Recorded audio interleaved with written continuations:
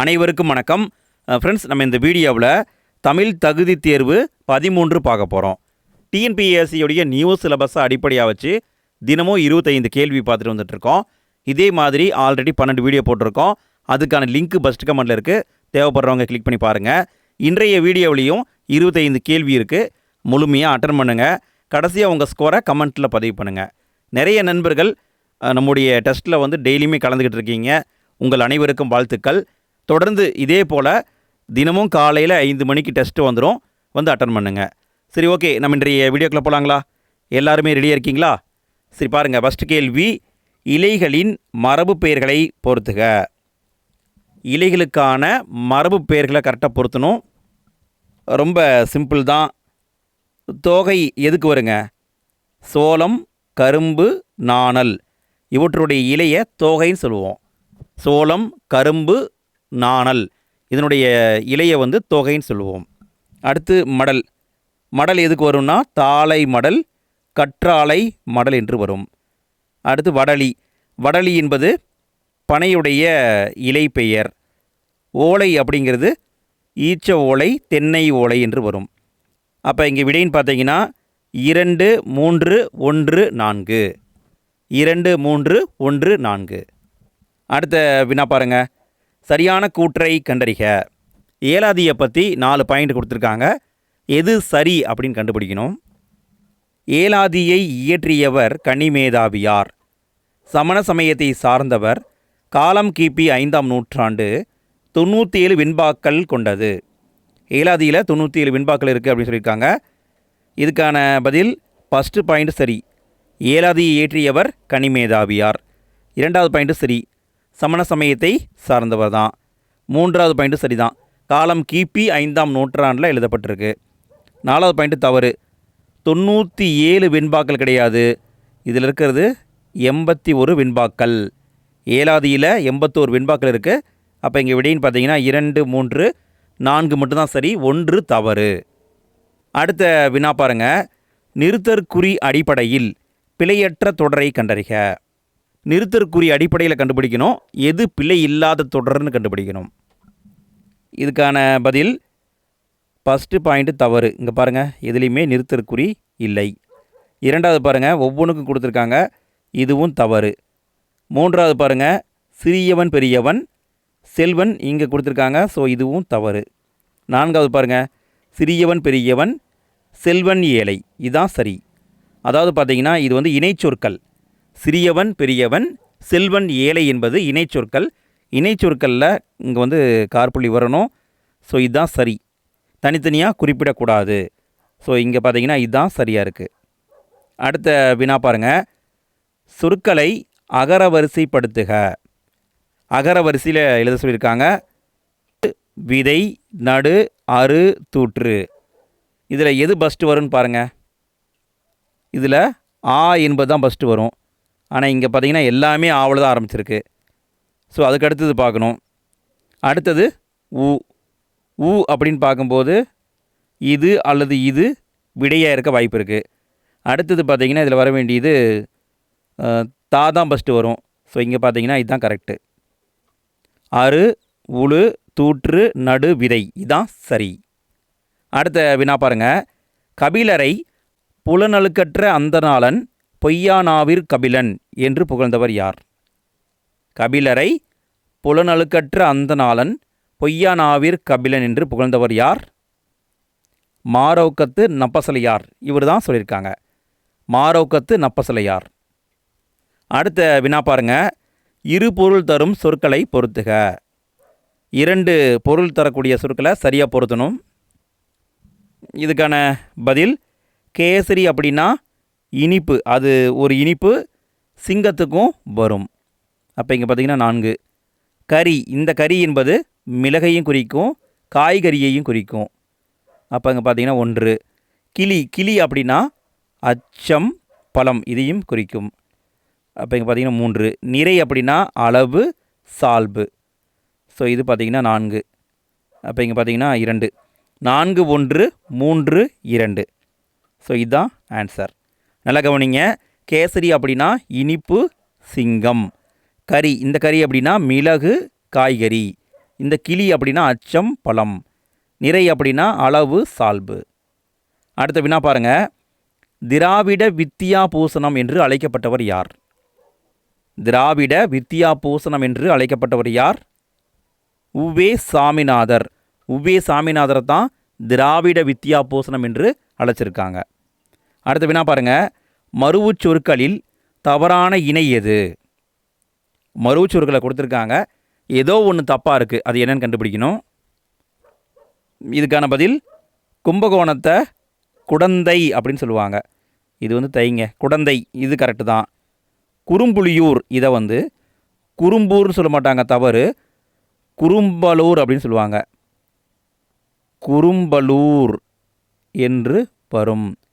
குறும்பலூர் என்பதான் சரி. கோழியூர் அப்படின்னா உறையூருங்க, இது கரெக்டு தான்.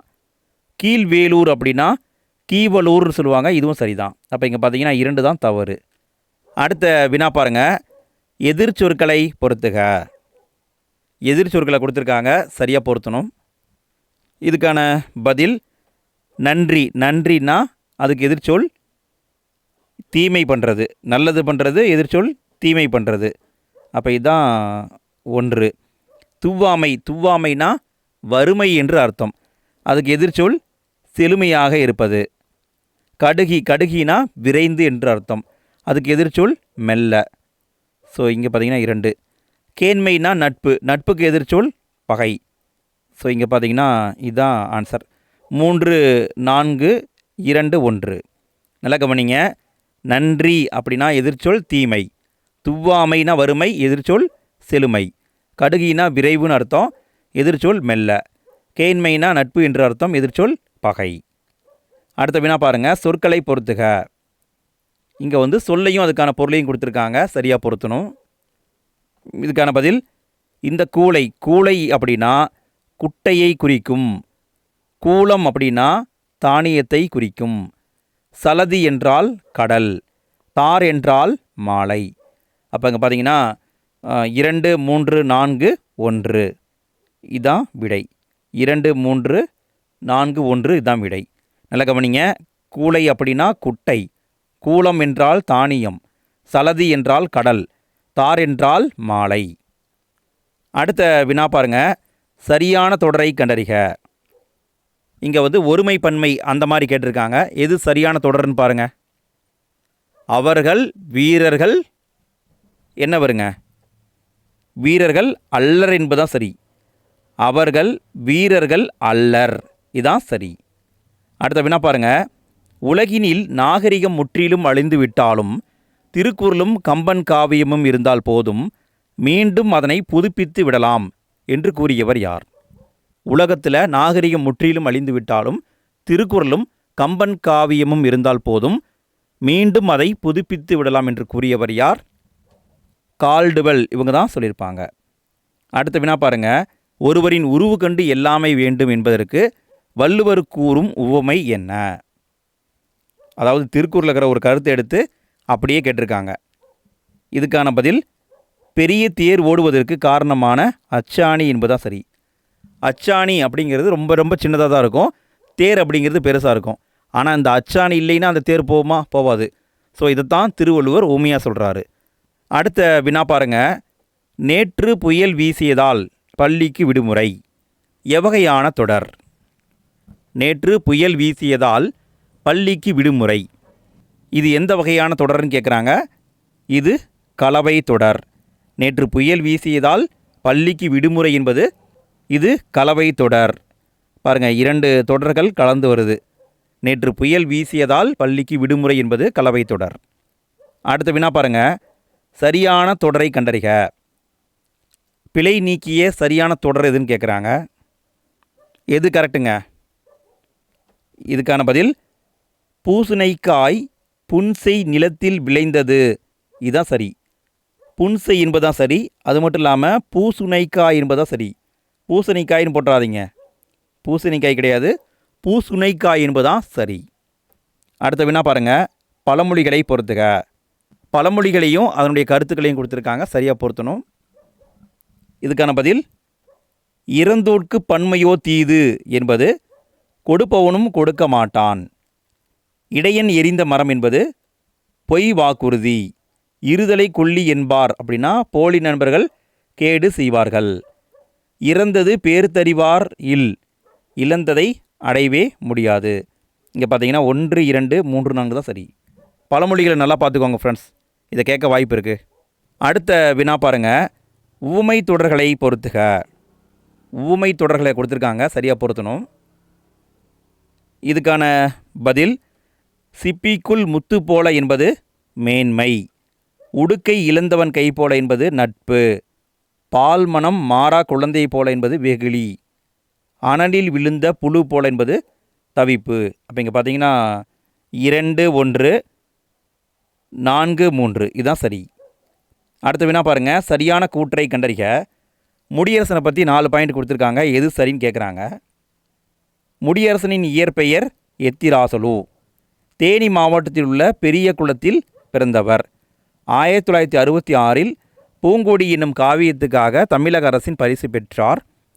பரம்பு மலையில் நடந்த விழாவில் கவியரசு என்னும் பட்டத்தை குன்றக்குடி அடிகளாரிடமிருந்து பெற்றார்.